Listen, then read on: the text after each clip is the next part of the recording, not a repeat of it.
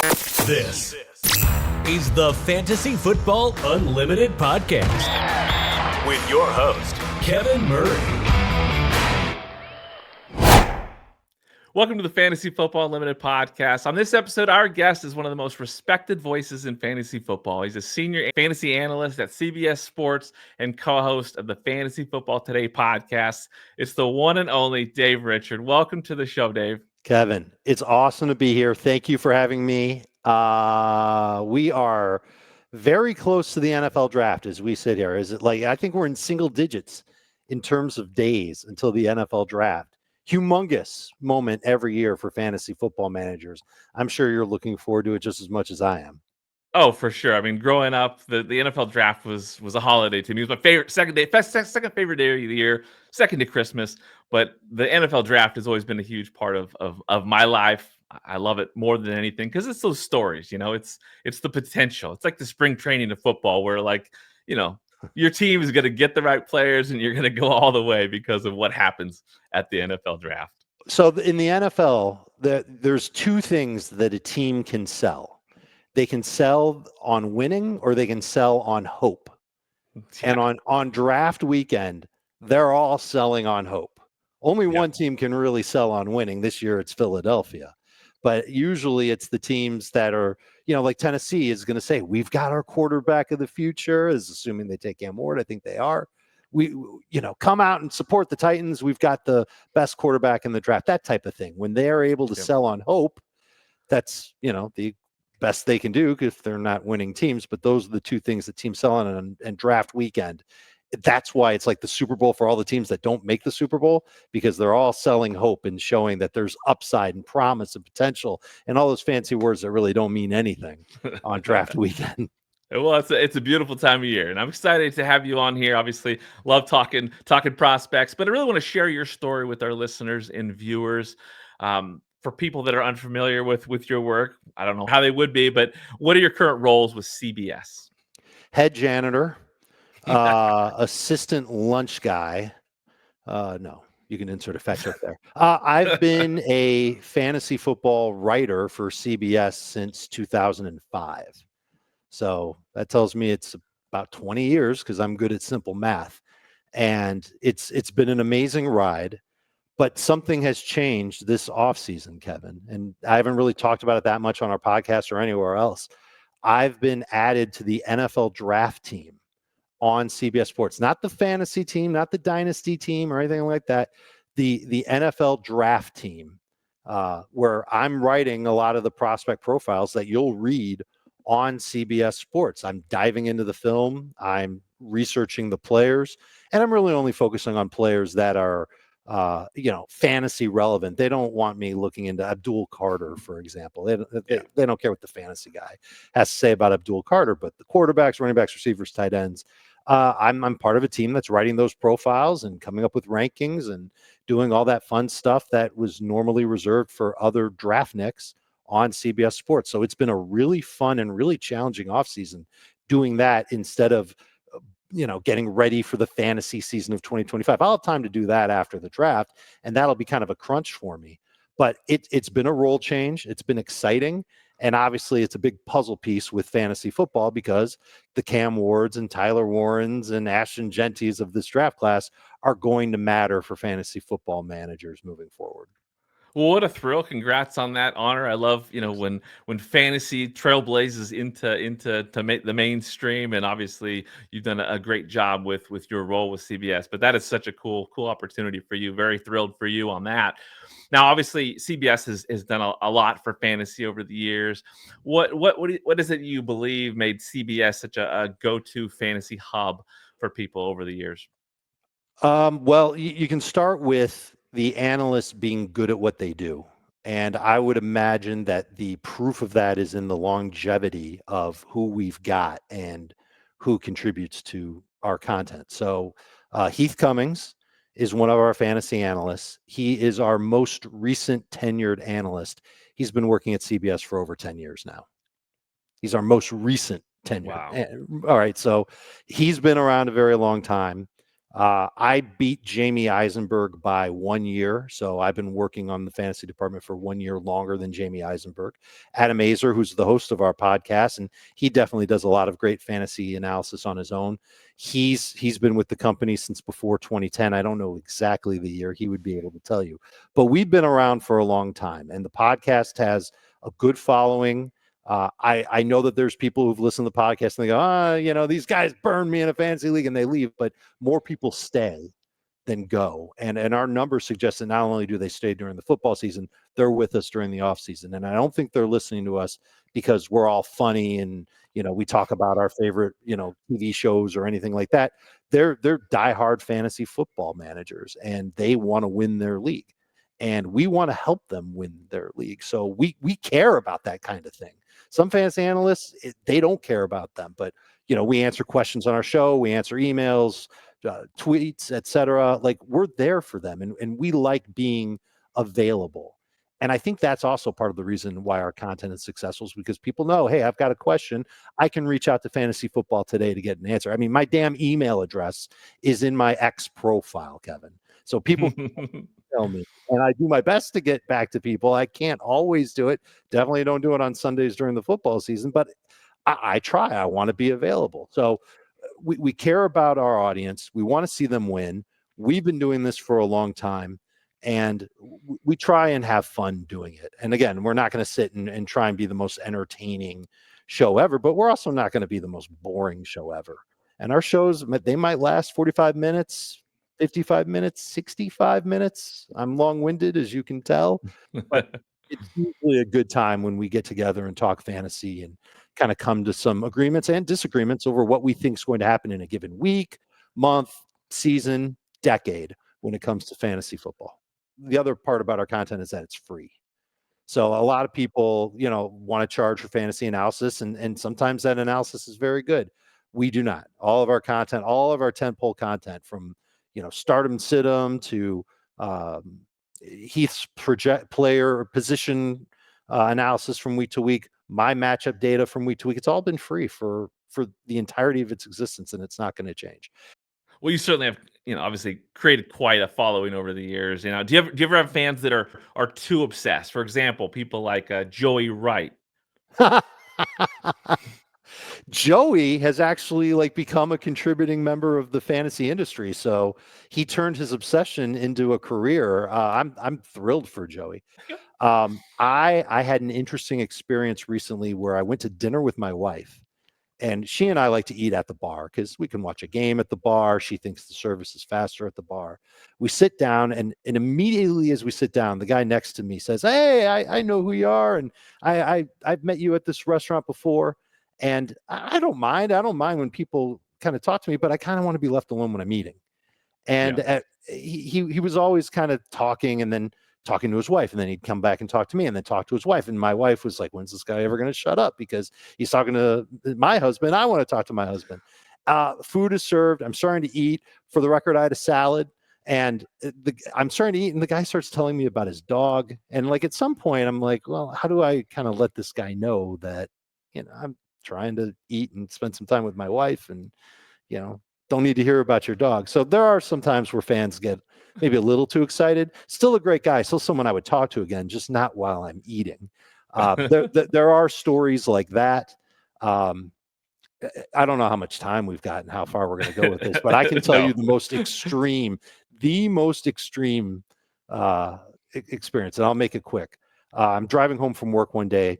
I'm absolutely in pain. My stomach is killing me. I think I might be having an appendicitis. I might need emergency surgery. Instead of driving home, Kevin, I go right to the emergency room. I go into the emergency room, fill out papers. I tell them what's going on. They immediately put me on a gurney, move me in the back. They pull the curtain. After they pulled the curtain, they said, Mr. Richard, you've got to get undressed, put on the gown. I'm thinking I'm about to have major surgery. A nurse walks in, opens the curtain, closes the curtain, turns around, looks at me. I'm in a gown. I'm literally wearing a gown. There's nothing else on this body. Thank God for the gown. He turns around and looks at me and he goes, Mr. Richard, I am such a huge fan. You've helped me win so many fantasy football leagues. I cursed at him. It was probably the only time I cursed at somebody for coming up to me and saying they're fan. Like I'm literally doubled over in pain wearing no clothes, and you're telling me how big of a fan you are of mine. I'll talk to you when I'm out of surgery, bud. Thank you very much. It was very, very crazy and very, very weird. Yes, these things do happen even to nerdy fantasy football writers. That's awesome. I would imagine that guy was probably crossing the line of obsession. I love it. Well, yeah, shout out to Joey Wright. Again, he's a huge fan of yours, and obviously he's the community ambassador at Football Guys, doing a lot of great things in the fantasy community. So love to hear those stories for sure. And Joey's never seen me in just a gown. That's a good thing. Now you have clear passion for sports. When did that develop for you? And who are some of your favorite teams and players across the sports spectrum growing up? I grew up in Chicago. Born and raised Chicagoan for the first 18 years of my life. And I grew up when the 85 Bears won the Super Bowl. My dad went to the Super Bowl with my grandfather. They owned Chicago from 1985 until this guy named Michael Jordan came around in the 1990s and really put himself on the map. Bulls won a few championships. I've got some of the rings behind me. So Walter with the Bears, Michael Jordan with the Bulls, Frank Thomas with the White Sox. I'm a White Sox fan, for better or for worse. Those would probably be the three Chicago players. And of those teams, I'm still really only just a White Sox fan, not really into the Bulls, definitely not into the Bears as a fan. And those would probably be the three guys. And listen, when you grow up in Chicago, when the Bears are awesome, you want to go and play sports and you want to be Walter Payton or you want to be Mike Singletary. When you play basketball, everybody wants to be Michael Jordan. And when you play baseball, everybody wants to be Frank Thomas or somebody on the Cubs. I don't know who any of those guys are, but you get my point. Yeah. And so, I always loved to play sports because it was fun. It's what all my friends did. I wasn't necessarily like dying to compete, and I certainly wasn't very good at sports, but I did love to play all those sports, and growing up in Chicago and having those guys to kind of idolize and try and emulate when you're just hanging out at home was always something I did.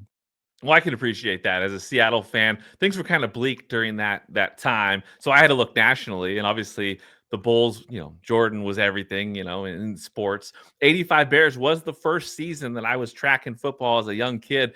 And so that was like my first favorite team, like Walter, like the personalities. I loved that squad. So I always, I loved the Ditka and the Peyton and Jim McMahon, and that defense was as good as it gets. I love my LOB though. But the 85 Bears, incredible. And Frank Thomas, I was, first baseman, loved baseball. Baseball was my passion. Frank Thomas was my guy.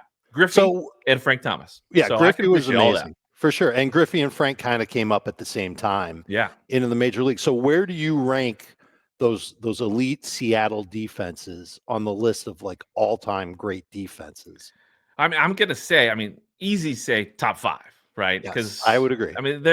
What they did over that stretch was incredible, unmatched. 85 Bears were incredible, but they didn't have the run that the LOB had. Bias would give me, I lean towards 85 Bears as the number one defense, just because that was the one that I loved the most, throughout my childhood. Then I put LOB right there. I'd put them above, the Ravens defense or the Bucks defense or some of the others. There was obviously Steelers. Broncos had Well, okay.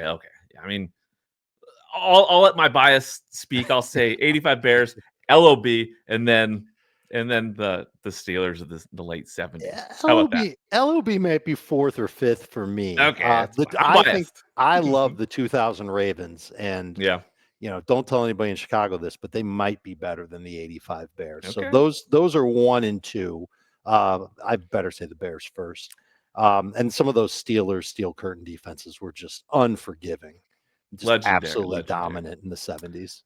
Well, how much of your bias towards those Ravens are associated with Ray Lewis? Because again, the world knows you were a Miami Hurricanes fan. It's well documented. What inspired you to attend there, and how did that Ray Lewis connection lead to your respect for that Ravens defense? Sure. Well, and it's not just Ray. You've got to remember that Ed Reed is also a Miami Hurricane turned Baltimore Raven, and Ed is my all-time favorite Miami Hurricane. So I have to throw that in there. Okay, so I grew up in Chicago, and when I was 15, I 16, I figured out that I just wanted to be a screenwriter, and I wanted to go to Hollywood and write movies and make movies, and that was where I wanted to go. I didn't apply to any colleges anywhere near Chicago because I kind of felt like going to college was like a 4-year semi vacation, just a chance to see a different part of the country. I didn't think I'd be very homesick. And the only school that I got into, the only film school I got into without a waiting list was Miami. And the one that I always thought I would go to was Southern Cal. I was put on their wait list. I didn't want to wait. So I committed to Miami, and that's how I ended up there. It was an amazing time, except by the time I was done, Kevin, I didn't want to write movies anymore. I had lost my passion for it, and my passion was much more geared towards sports, football. And I graduated and I went back home and I started my own sports memorabilia business. And this was Nice. at the time when the internet was just becoming a big thing and no one really knew what to make of it. And I would go to like sports card shows and, autograph signings and all that stuff. And I'd be able to get stuff cheap there, go home, put it on the internet and sell it for double, triple more than what I would be able to get for it in Chicago. And you just mail it out. And it was lucrative for a while. And then once like eBay kind of started to grow and develop and other people started to do it, I felt like I was losing my advantage in that marketplace. And I knew that it wasn't going to be long term. And that's when I had to go and look for something else. But Miami was just great for, feeding my football fandom and made a ton of friends and obviously loved Miami so much that I ended up coming back to live here a couple of years after I graduated. It's amazing. Yeah, what was it like to just be at such a storied program with football? Obviously, it was a transition kind of era when you were there, correct? Yeah, it wasn't the heyday that it was in the 80s and early 90s. I started there in 94 and graduated in 98. So I was there when they were when they, ran into a bunch of trouble. The first time they ran into a bunch of trouble, and that really sucked. But I was never exposed to the college football experience in Chicago. I mean, there's Notre Dame, but outside of Notre Dame, there is no great college football program in the Chicagoland area. Sorry, Northwestern, you're not it. And Michigan and Michigan State and Ohio State, they're too far away to really get into it. And I never went to any Notre Dame games. I was never really a Notre Dame fan. And so that was my first experience going, for tailgating and, college kid going to tailgate. You can imagine what that was like. And the games were at the Orange Bowl, which is this amazing, old school stadium that was just it was a dump, but it was our dump. It was one of those kinds of things. Like maybe you might have thought of the Kingdome the same kind of way, Kevin. Like no one else really appreciated it, but you definitely did. That's how I felt about the Orange Bowl. And the teams when I got there, like Sapp was still there when I was a freshman, and that team was competitive in 1994. They were very close to winning the Natty that year. But I think they finished third, and there was just no way for them to get to first. And then after that, things started to go south for the program. But it was still a popular program. They still had great players. It was still something to do. We all loved Arcanes football. I'm saying it past tense like they're gone. They are not. They were very good this past year, just not quite good enough to make the college football playoff because they couldn't tackle. But the bottom line is that that really just going to those games, going to that whole experience. And then when you're on campus, these players are on campus. It's not a big campus. I'd see Ray Lewis walking around to and from classes. Yes, he went to class, and I saw him walking around all the time when I was there. Sapp too. And so it was very cool to be up close and personal with a program that it wasn't exactly the National Football League, but it was pretty close to it. Yeah, no, definitely a storied program. I mean, that would have been a really neat experience for sure. Now, when it comes to playing fantasy, when did you discover fantasy sports and what kept you playing? Oh, man. So that also started when I was at the University of Miami. And like every freshman dude who goes to college, he finds his way to the world of gambling. And back in the 90s, listen, you can't bet on your phone in the 90s. because there was no phone. There were no iPhones back then. The internet was barely a thing back then. So we used to get these parlay cards. And it's, like an index card, maybe like twice as long as an index card, had all the college football games and spreads on them. You pick 10 games, you give $10, and if you win, you get like $500. And like the odds sucked, and it's essentially a 10-team parlay. And even if you miss one game, I think you get like $200 if you get 9 out of 10. Well, I would do those, and I would lose every week. And eventually I found a bookie and started to bet with the bookie, and I'd lose every week. And so a couple of years later, somebody comes up to me and says, you want to join our fantasy football league? And I say, well, what's fantasy football? They explained to me what it is. And as soon as I heard that you could win money playing fantasy football, sure, of course I'm in. And little did I know I was a patsy for this league. So I remember being in the league. It was 97. Barry Sanders was my first pick. My team sucked. I think I got 3 wins all year long. And like for 3 years, I was hooked because I wanted to win, but I never won. And right around soon after I joined CBS in 2000, I told myself, all right, look, if I don't win fantasy this year, I'm going to quit forever.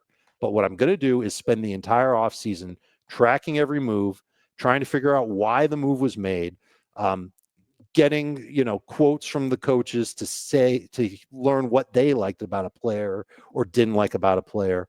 And then I've got my own rankings, my own depth charts, my own everything. This is before fantasy content was everywhere. And if I can't win after this, then I'm never going to play again. And I won. And so then I knew what I had to do to be a good fantasy football manager, paying attention year round and really getting in deep and being passionate and, obsessed about the NFL and the players in it for my fantasy benefit. And that's really what I preach now to this day, is that there are all kinds of people they'll join a fantasy league, they'll grab a magazine or they'll download a PDF file on their way to the draft, and they'll go off of that in the draft, but they won't spend the time during the off season or on draft weekend to really digest what's happening around the league with each team. You've got to be way into it to do such a thing, but that's how you win. That's how you're competitive in your fantasy league. And it doesn't matter if you're in a league with a bunch of sharks or in a league with your buddies back home. Someone in your league is doing that. And if you want to win at your league, you've got to do that too. I love it. That's a good message for sure. Now, do you have a primary league, like one league that's the most important league to you? It's that league that started in 1997, Kevin. Wow. So that league is still going on. It's obviously people have come and gone from the league, but it's mostly a league of fraternity brothers of mine, relatives of mine, high school buddies of mine, and buddies of those guys in high school, or of my high school friends, their friends. And it's still going on. It's a keeper league now, but it's a fun league, competitive league, decent money. I won it last year. I was one of those teams that had a terrible record and eked into the playoffs. Actually, I don't think I eked into the playoffs. I think we won our division with like an 8-6 record and on a tiebreaker. So we got the bye. So now we're one of the final 4 teams, and we just got hot at the end of the year and we won the league.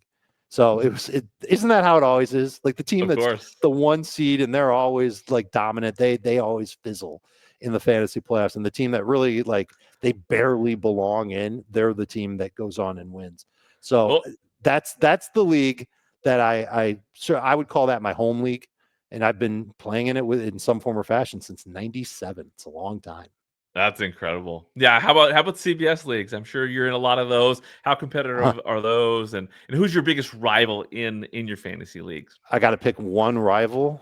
One rival. I got 3 rivals. You can probably guess who they are. Oh yeah, there you go. No, I mean Jamie and Heath and Adam and I, like, we're not really going to trash talk each other that much when it comes to the league, especially because we're in so many leagues together as it is. Jamie's a psycho. Jamie's in like 30 fantasy leagues. It's like I'm kind of wondering if he's got a problem because he's in so many fantasy leagues. I'm trying to cut down and he's ramping up. So that just tells you how passionate he is about fantasy football. We all love to beat each other and have bragging rights over each other. Heath beat me in our dynasty league in the playoffs this past year in the semifinals, and that still stings that he beat me. So those guys are the guys that I want to beat, and they want to beat me, and it's always in good fun. But it's always better when you win and you can take them down a little bit. We've got a bunch of competitive leagues at CBS. Probably we've got one league that's the Dynasty League is probably it. So Heath started a Dynasty League, I want to say like almost 10 years ago, but pretty soon after he started with CBS. Let's call it 7 years. And I've won it a couple of times. Nice. Jamie's won it a couple of times. Now Heath's won it a couple of times. So we kind of take turns dominating over other people that work for CBS, are in the league, but aren't necessarily fantasy guys. And it's a blast. That's a good one. And we just started a different Dynasty League. Listen to this. Okay. So this time last year, the sports betting guys, we've got this whole site, cheap plug time, Kevin. We have a sports gambling analysis site called Sportsline, and it's $10 a month. You get all the picks. It's the best tout service deal that you'll ever have, and it's like 50 people giving their picks on all sports, not just football, and it's $10 a month. It's unbeatable. So those guys came to me and they said, "We're starting a Dynasty League. We'd really love to have you in it. Would you consider joining?" And again, I'm trying to cut down on my leagues, and I decided to join their league. And it's only my second Dynasty League, and I won the league this past year. First year, nice. Won the league, did the exact same thing where I had no business being in the playoffs, and I went on a sick run. And I built the team with a bunch of veterans, but also getting, Brock Bowers, Marvin Harrison. I traded for Jamison Williams. So Anthony Richardson's my quarterback. That's not so great right now, but like my team was built to win and have pieces in place for the future. And it's tight end premium, by the way. So I'm like thrilled that I was able to take down that league. And that was for more money than the Dynasty League. So yeah, we play fantasy for the exact same reasons everybody else does. It's fun to be the boss. It's fun to beat your friends. The money ain't bad either. I love it. Now, we all love fantasy for sure. And it's that thrill, it's that chase of that championship for sure. Now, obviously, on the professional side, you broke into CBS thanks to pro wrestling. Like, how did you go from pro wrestling to pro football? All right. So this is a crazy story, and it's kind of a long one, but I'll tell it. While I was doing that sports memorabilia thing online, I was way into wrestling in the late 90s, and WWF was like crazy popular back then. And I won a contest to be a columnist for like a small time wrestling site. It was called like AAA Wrestling or something. Oh, the People's Wrestling website, TPWW. And I won a contest to be a columnist. I went by Downtown Dave, and I'd write a weekly column. After I had started doing that, I met a girl. I was living at home with my parents. It's kind of embarrassing, but whatever. I was 22. The girl wanted me to get a real job so I could move out, and then she could move in with me. You could tell where her intentions were. So I started applying for jobs, and CBS Sportsline had a job at the time. At the time, they were called CBS Sportsline. Had a job opening for like an assignment desk editor. And I thought, well, I could do that. That seems pretty easy. And I applied for the job. And I thought to myself, well, do I put this wrestling column that I'm doing on my resume? And I thought, yeah, why not? It's something that's work related. It's certainly like journalism, content, communications related. Yeah, throw it on there. The next day, I get a phone call from their human resources saying, Mr. Richard, we got your resume. It's very interesting. We actually have another job opening being a content producer for our wrestling website called WrestleLine.com. Would you be interested in that job instead? And I said, sure.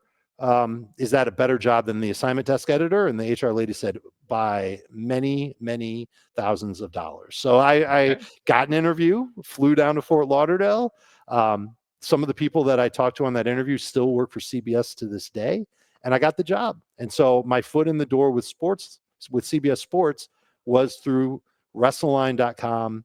I wrote for them, produced content for them, ran the website for them. And pro wrestling was a pretty good kind of like learning ground for professional football in the year and a half that I worked for WrestleLine. That's incredible. That's amazing. Now, obviously, all these years later, what's been the most rewarding part of your experience just working in fantasy, working with CBS, and just being a part of this industry? Definitely helping people win their fantasy leagues. That's the most rewarding part for me. I listen, like obviously having a salary and all the benefits and all that stuff, CBS has put food on the table for my family. That goes without saying. And I think everybody kind of expected that. But at the end of every season, and it's not just me, it's everybody on our crew, we get posts and emails and all this stuff from people thanking us. Hey, I finished in first in 2 of my leagues. I finished third in the other. Couldn't have done it without you guys. We get reviews on our podcast where people say I won for the second year in a row. Before I found your podcast, I never won my league. Now I'm winning all the time. Couldn't have done it without you guys. That is rewarding. And like I said earlier, man, like that's the kind of thing that really fuels us. We love that stuff. We love being able to help people beat their friends at fantasy football because it means a lot to them. And just to have that little role in their life, like they're setting the lineups, they're putting the players together. We're just giving suggestions along the way.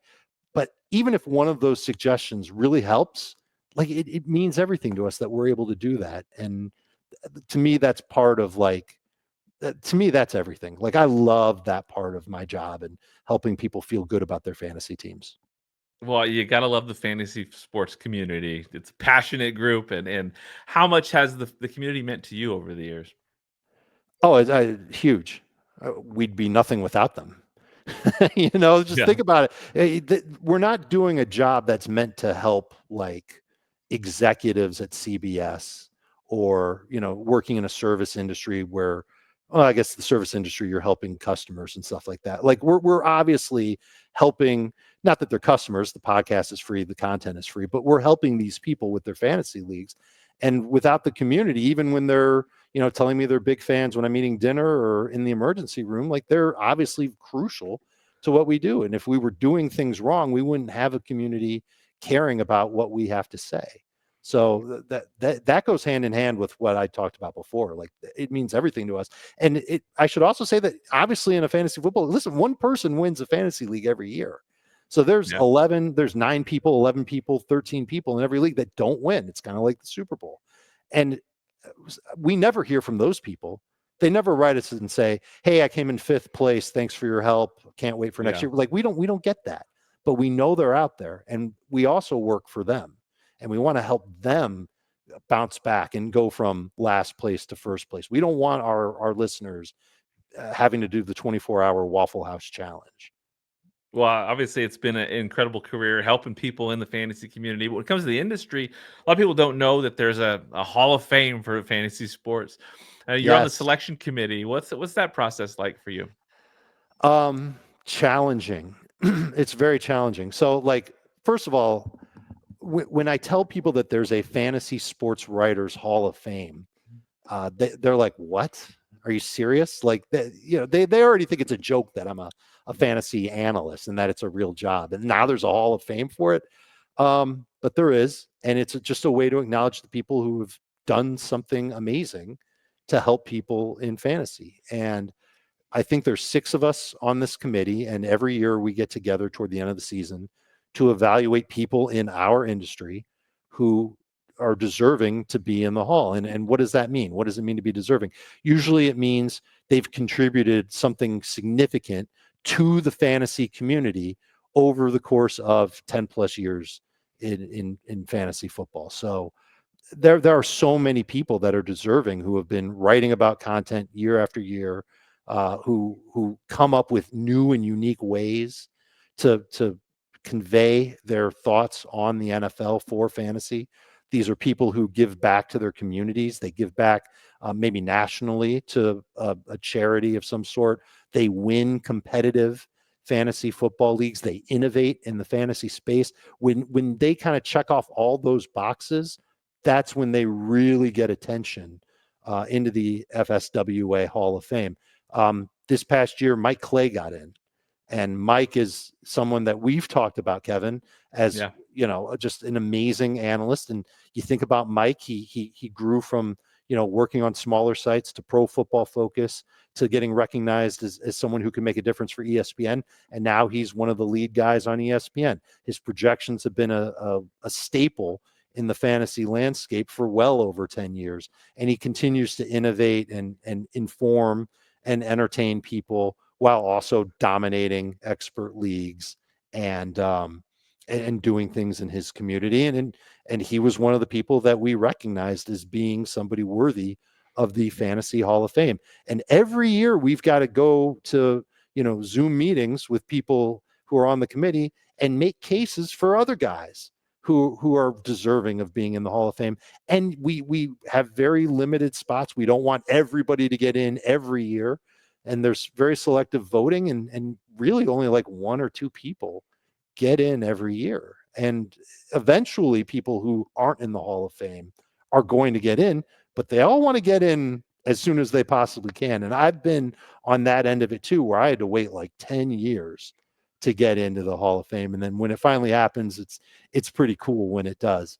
But it's one of those kind of dorky things that might mean a little bit more to people in the industry than the people out of the industry. But I think everybody can agree that when somebody in our industry is recognized for the work they've done over their careers, that's an acknowledgement that, deserves, a standing ovation, or whatever the equivalent is of a standing ovation on the interwebs. Well, yeah, there's some incredible people in the fantasy industry. You see a lot of them at the Kings Classic in Canton, Ohio. You get the Fantasy Football Expo every year. We talk about community, we talk about the industry. It all kind of meets together in Canton every summer now. August, you get this Expo event. You've obviously been a part of the Kings Classic, which is kind of where the Expo launched from. Yes, what's Bob that been like? Long, What's Bob Long put that together. what's that been like for you? The being a part of the Kings Classic and competing against these Hall of Famers and legends of industry. Yeah, that's one of the most competitive leagues. I mean, I'm surprised I didn't think about that when I was talking about my competitive leagues earlier. Yeah, that's a league that I always want to win. And it's always two leagues. We do two drafts in the Hall of Fame every summer. One is a snake draft, one is an auction.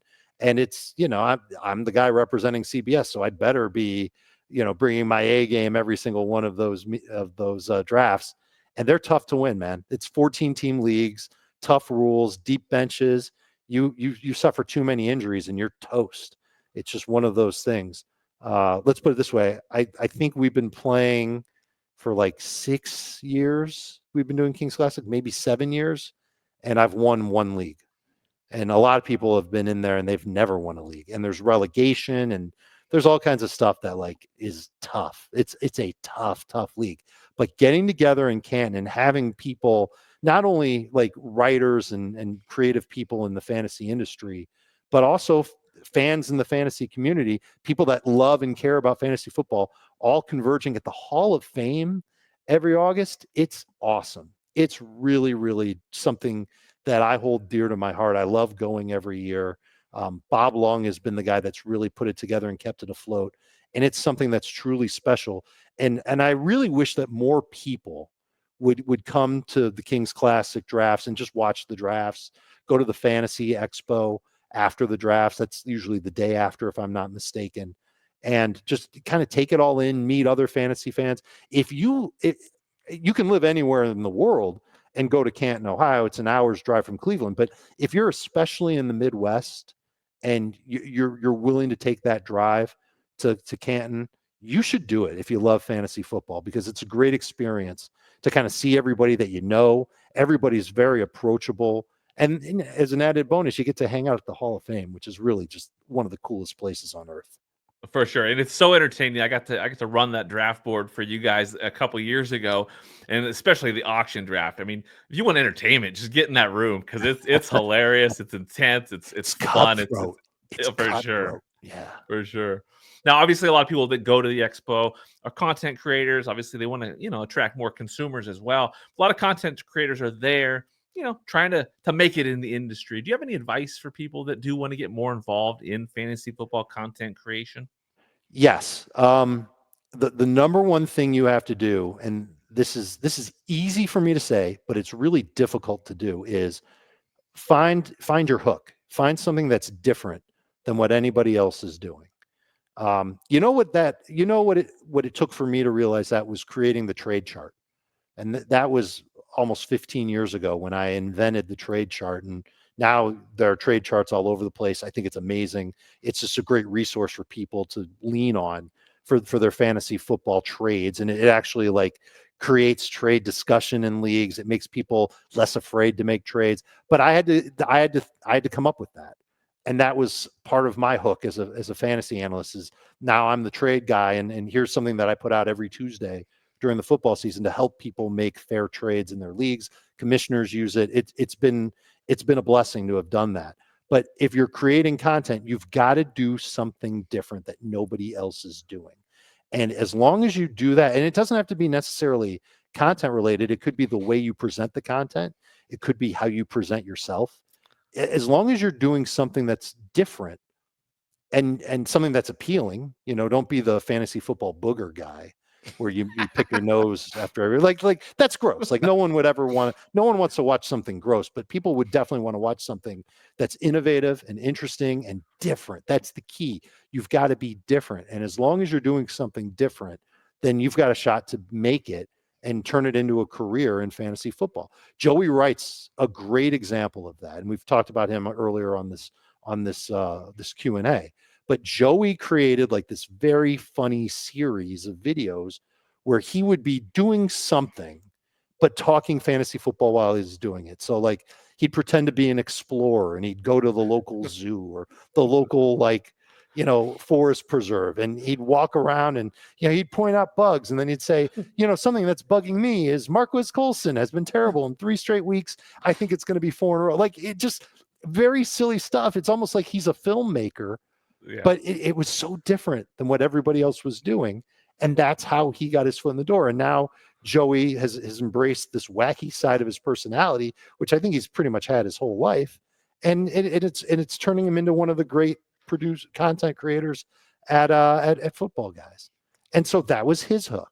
And as long as you're doing something different and unique, you're making yourself unique, you're going to be great. And then the other thing I would tell you is, be interactive with your audience. That's something that's also been with me really from the second that I got into fantasy football in 2003. You've got to be available for your audience and able to answer their questions. Let them know that you're out there.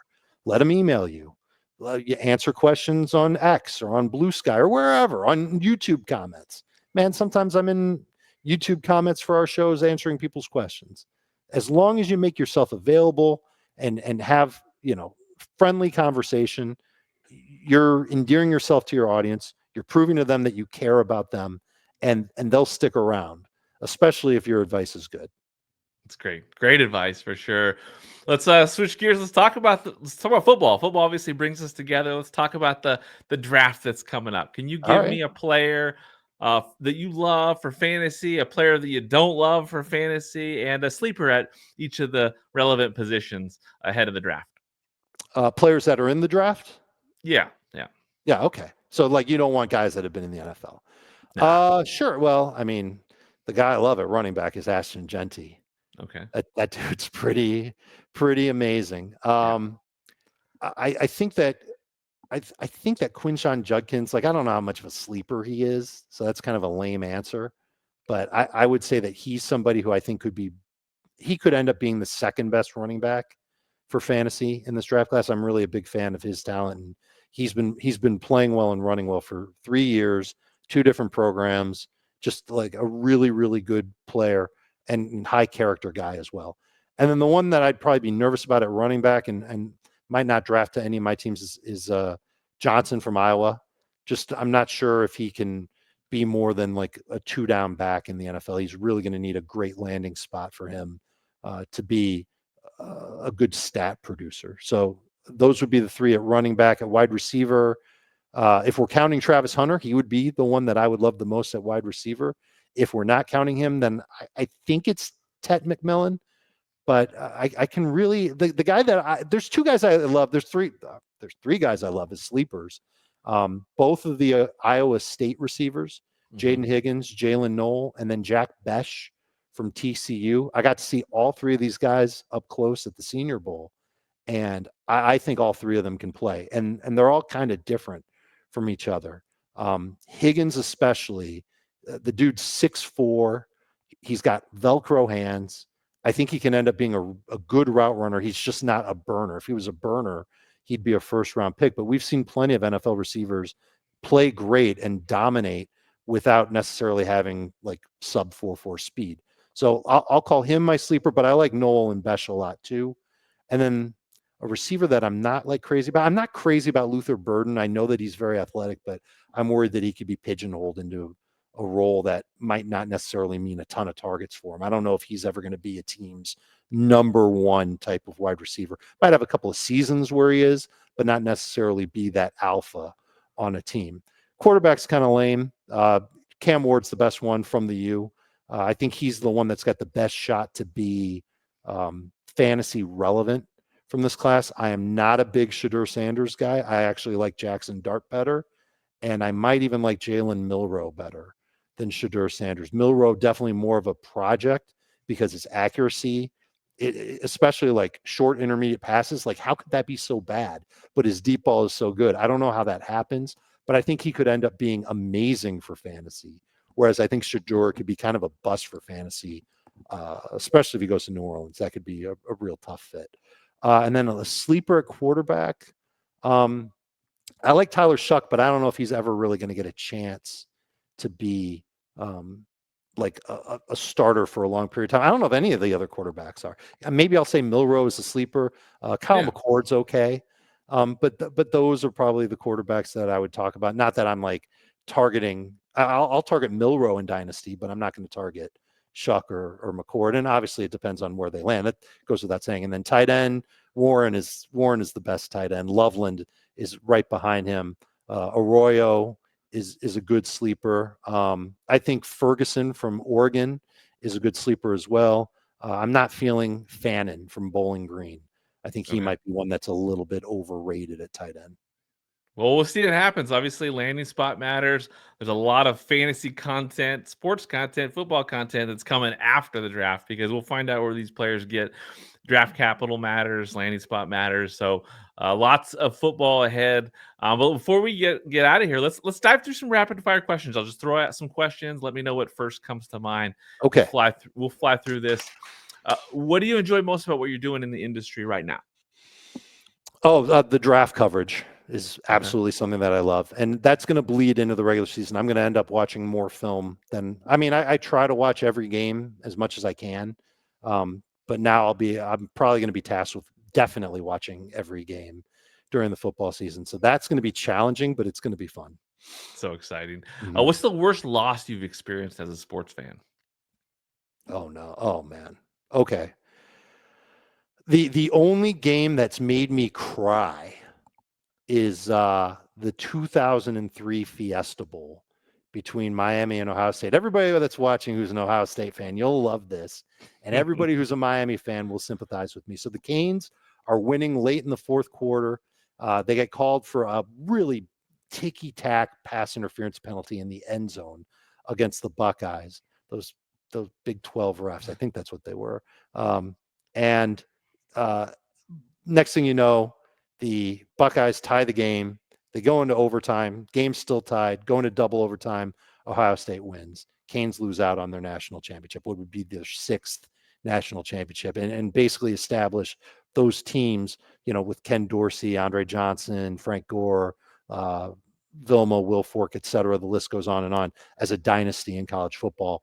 That goes away. It made me cry. And my wife had just met me at the time, and she wasn't sure what she was getting into when she was seeing a grown man cry because his team just lost in the national championship because of some serious BS. That would have to be it. Heart-wrenching for sure. Now, what's an all-time favorite? I'm still sports pissed moment? off, Kevin. I'm sorry to bring it up. What's your all-time favorite sports moment? This one's going to be personal for me. A couple years back, the Miami Hurricanes basketball team was better than expected. They had a couple players on the team that were NBA caliber, and they made a run in the tournament, and they made the Elite Eight. And on a lark, my son and I decided to go to their Elite Eight game against Texas. So off we are on 2 days' notice to Kansas City. We figured out where the team was staying, what hotel they were at. We went to the hotel before the game. We saw them walk to the team buses before the game. The Canes band is playing in the lobby of this small boutique hotel in downtown Kansas City. We go to the game. The Canes are down double digits in the second half. They make an epic run to win the game 88-81. I'm there with my son. The Canes are going to the Final Four for the first time ever, and we're there to see it. After the game, Canes players were coming into the stands to there weren't a lot of Canes fans there, so they were coming into the stands to, shake hands with Canes fans. We got pictures, we got some of the confetti off the floor, and it was an amazing experience because I got to see my college basketball team make the Final Four for the first time. So history for Miami, and I got to do it with my son, and my son often refers to it as the best day of his life. And it meant everything to me. That day will live on in infamy in the Richard house. I got chills, man. That's what it's all about. I love that. Really is. Really is. What about a favorite TV show? The Sopranos or The Critic?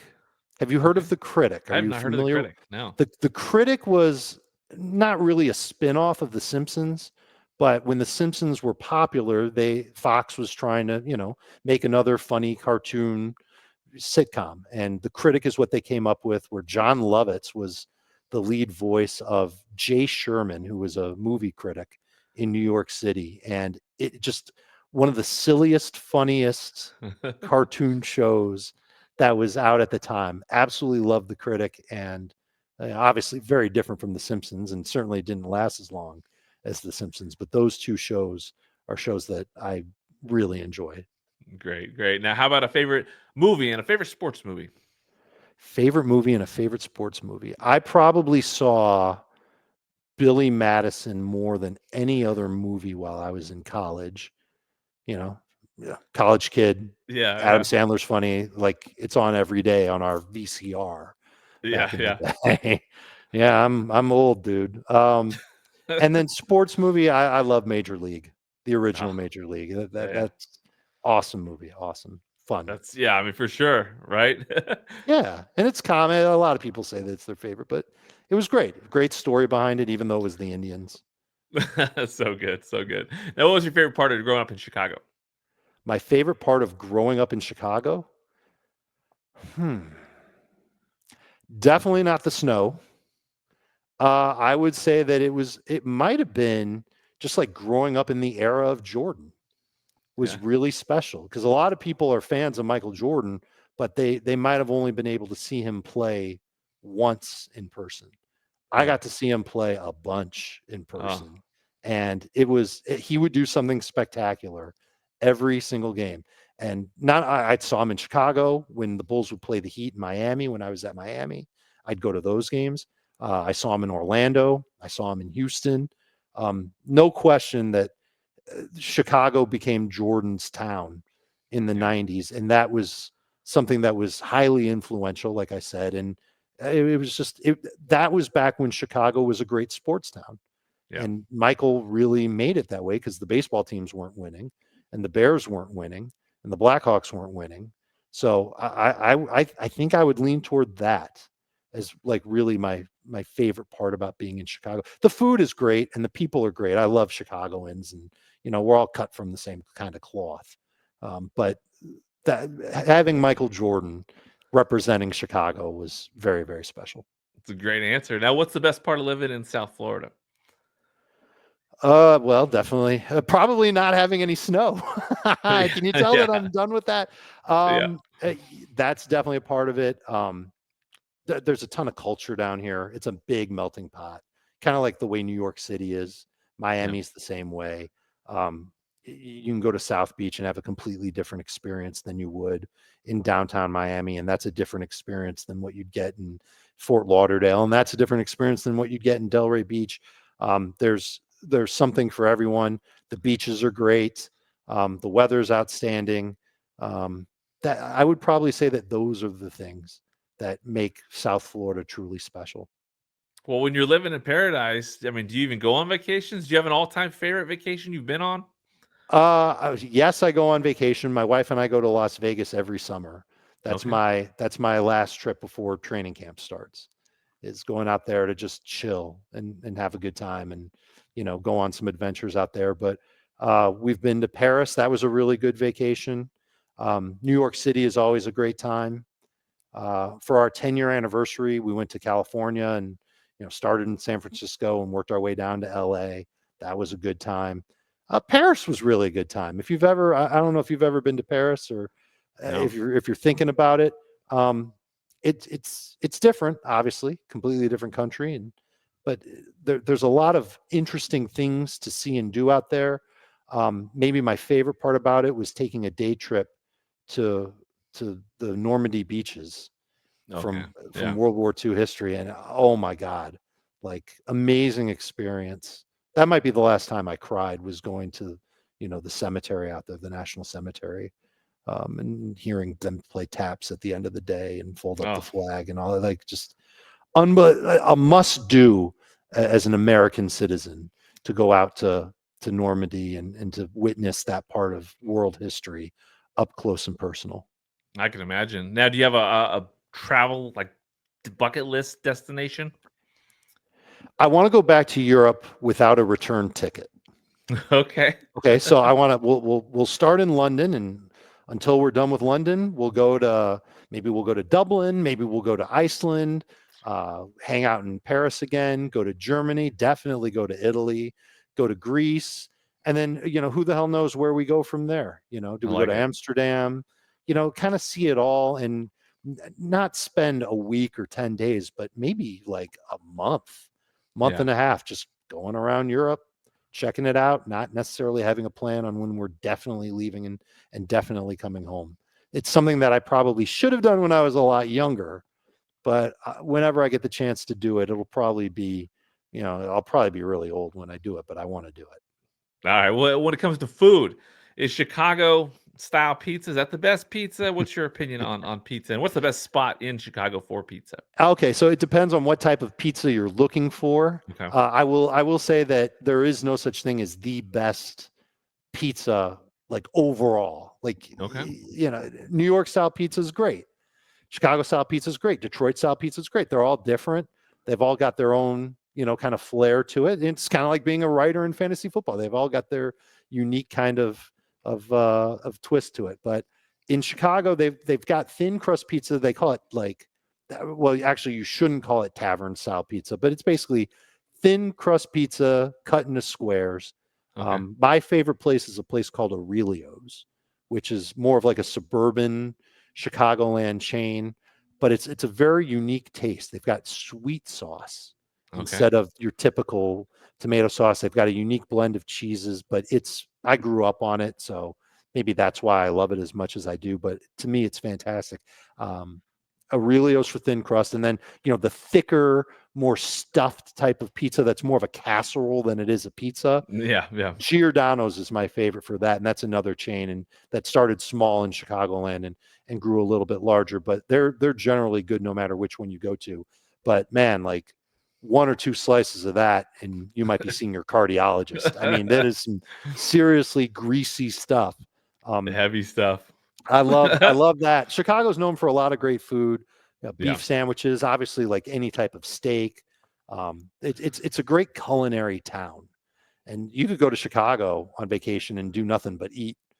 Come back home, as fat as an offensive lineman or something, but you'll have had a good time because Chicago treated you well with the food, and the pizza is no exception. I love it. Now, one last question on the football front. 1991 Miami Hurricanes, 1991 Washington Huskies, co-national championships. Growing up, I was obviously a Husky fan in the Seattle area. Mm-hmm. If those two teams faced each other, who would have won? Who do you think would have won? Well, I know what you're going to say. I would say it like this. Which team won more games by 3+ touchdowns? Which team had more players go into the NFL? Like the Miami Hurricanes team back then had Warren Sapp as a backup. Wow. Okay. That's how that there were a bunch of NFL defenders on that team. Yeah. Gino Toretto was the quarterback. He didn't end up being, so great in the NFL, but he was great in college. That was a great college team. I would guess that the Canes won more games in blowout fashion. Both teams were undefeated, if I recall. Yeah, I know good Miami. squad. Yeah, yeah. Huskies had their defense. Obviously, it was like Steve Entman, and I mean, Sure. it was Yeah, great squad. But Lincoln Kennedy might beat me up for saying Miami over the Huskies, but it's Miami. They would have been the better team. love it, love it. Well, great answers for sure. Before we wrap things up, can you just name a few of the people that have had a big impact on you during your journey in the fantasy sports industry? A few. You said a few. I mean, whatever amount I mean, of I'm not number, going to take an whatever. hour and name everybody, Yeah. but I wouldn't have even gotten the chance to write about football if it wasn't for a woman named Ellen Levy, who was the managing editor of NFL.com back in the early 2000s. Couldn't have done this without her. Gil Brandt, who is there's a bunch of NFL people, but Gil is the one who helped me the most and basically gave me a master's course in football, especially from the front office side of things. I was his ghostwriter for 3.5 years at NFL.com. Marv Levy was a big part of my development. Pat Kerwin was a big part of my development. I worked with those guys a lot at NFL.com. I couldn't have done it without them. I was hired to CBS from the NFL by a guy named Peter Madden. He was my managing editor for a long time, and he didn't pull any punches, so he's an important part. My editor now is a guy named RJ White, who's kind of the same way as Peter. Like, he'll tell it like it is, but also very, very supportive and full of great ideas. And he lets me be me. So he's been just as big of a part of my career as anybody else. Thank you for Incredible. asking that. That's a quick trip down memory lane. Well, yeah, I mean, there's just a lot of great people that help people along the way, and it's always great to give them their flowers. Obviously, when it comes to just what you're grateful for, what is it you're most grateful for at this time? Man, I'm grateful that I've been able to work for CBS in some form, whether it's for pro wrestling or fantasy football or the NFL draft, for 25 years. I mean, we're talking more than half my life. I've been employed by Wow. one company. And like I said, like, they're the ones that put food on the table and help me pay my mortgage each month. Like, there's no doubt that I'm grateful for that company, but I'm eternally grateful for the family that I have. My son's amazing. My daughter's amazing. My wife is triple amazing because she puts up with the three of us. Supportive parents that I'm lucky that they're both still alive. Supportive in-laws, supportive family, great support group of friends. And obviously I work with some of the sharpest people in fantasy football that force me to stay sharp myself. I can't slack off because I'll look like an ass compared to Jamie and Heath and, yes, even Adam. So I'm grateful to work with those guys. I'm grateful for everybody that helps me do what I do at CBS. We've got a great research department. We have a whole crew that works on all of our content, and we have a whole streaming channel, CBS Sports HQ.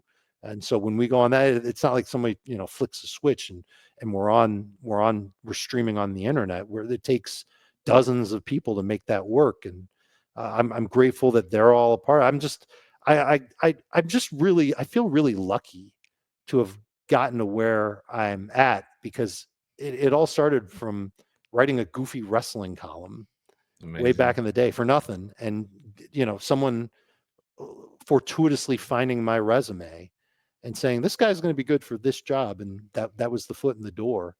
And I guess I'm pretty grateful for fantasy football, because without it, I don't know what I'd be doing. I really don't. I don't think I'd be anywhere close to where I am without fantasy football actually being a thing.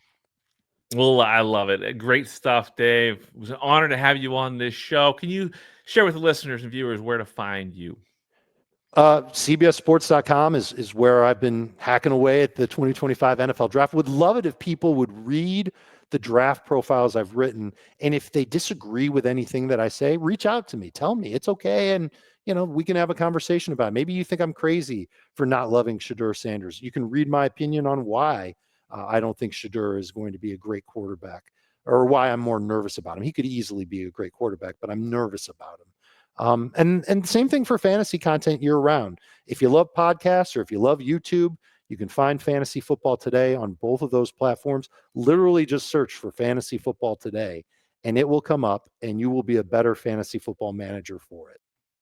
There you go. Well, thank you so much for joining me on this episode. Such a pleasure, such a thrill, and I can't wait to see what's Same next here. for you in 2025. Can't wait to see you at the Kings Classic, hopefully this year. Yes. Can't wait for that. That's always a great time, Kevin.